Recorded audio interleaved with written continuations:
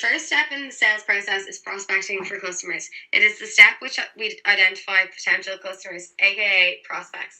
The definition of sales prospecting is when an inside sales rep makes an outbound approach in hope to create opportunities for account executives.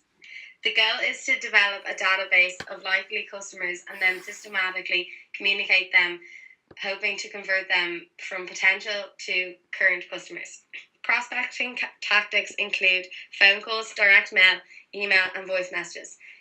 The primary goal of these marketing efforts is to qualify a recipient as a prospect or someone who may have the need of your business products or service or not.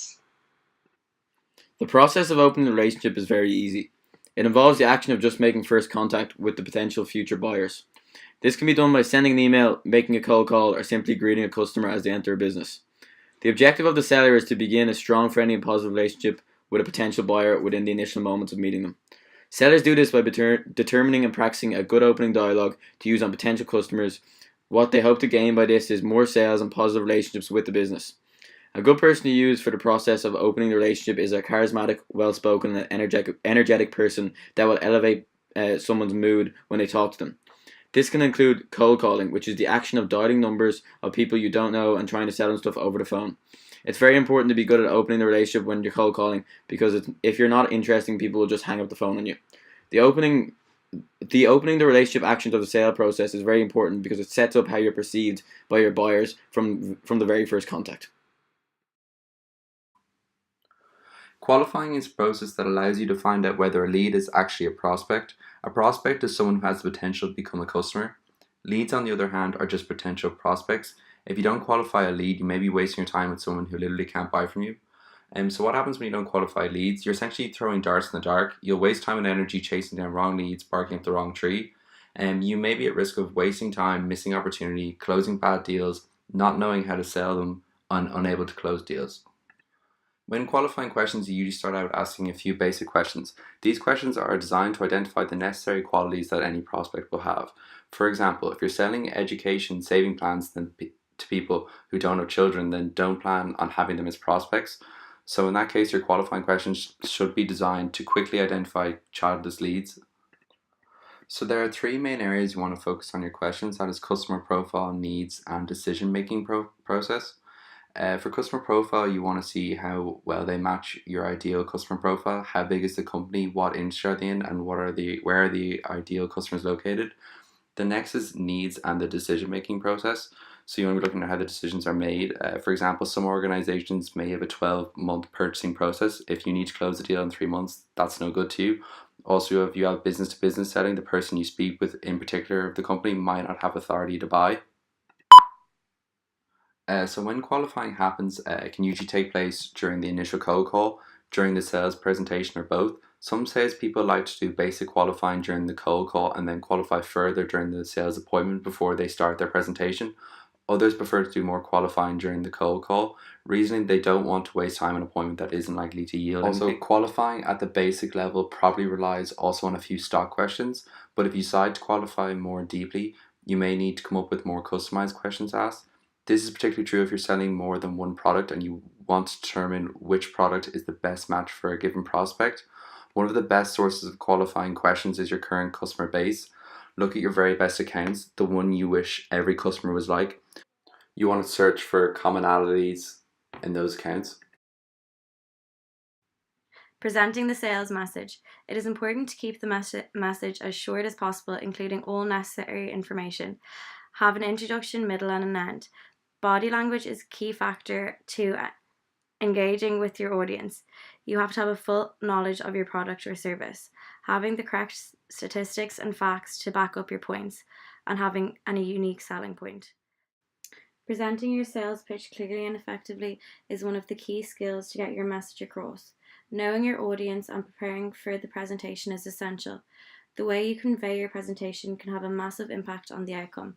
Knowing your body language to use and different things like keeping your eye contact, using visual aids, and keeping focus throughout the presentation is important. The factors of a dynamic delivery are seen as 55% body language, 7% content, and 38% voice.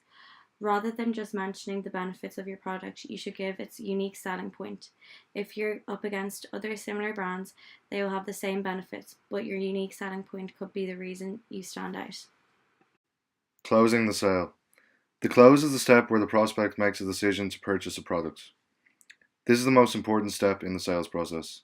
It is of paramount importance that your closing words are powerful. These closing words should be stated with confidence but not arrogance, while removing any doubts or objections in the prospect's mind. If you're unable to close the sale at that moment, it is very important that you set a follow-up date or provide them with your contact information clearly for a follow-up close. There are different ways to close a sale.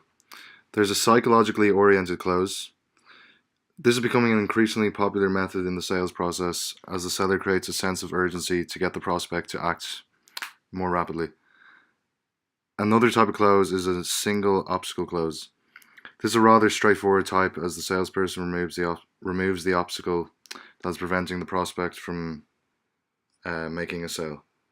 For example, if a prospect wants to purchase but can only afford a certain price, the salesperson could offer a discount that aligns the selling price with the prospect's budget, thus removing the obstacle so that the close can occur. So there are many benefits to promoting good after-sales services. These benefits include an increase in sales, increase of loyalty of your customers, and an improvement in your performance, and also an element of differentiation between your competitors. Step 1 being thanking your clients immediately after their purchase. If your customer has just made a purchase, then they deserve a thank you, whether by sending an automated email after their purchase or a thank you note added to the invoice, especially if it's written by hand. You make your customer experience more attractive and you show that he chose well by doing business with you. Step 2 being contact with your customer after 1 to 2 weeks. 1 or 2 weeks after the purchase, it is beneficial to contact your customer to ask them if they're satisfied, received good service, or if they have any questions. This contact serves only as a mark of attention, not to sell them more. The goal is to know that his appreciation of the product or service of sold. Step 3 is to maintain communication. You can continuously maintain communication with your client by sending an e-newsletter to inform them about the topics that affect them, or by offering information through articles, videos, guides, and webinars to help them advise them on their needs. Step 4 is to suggest a second sale. Now that your customer has confidence in you, it is time to offer another sale, offering them a new product, service, or something related to their previous purchase. Step 5 being to ask for recommendations.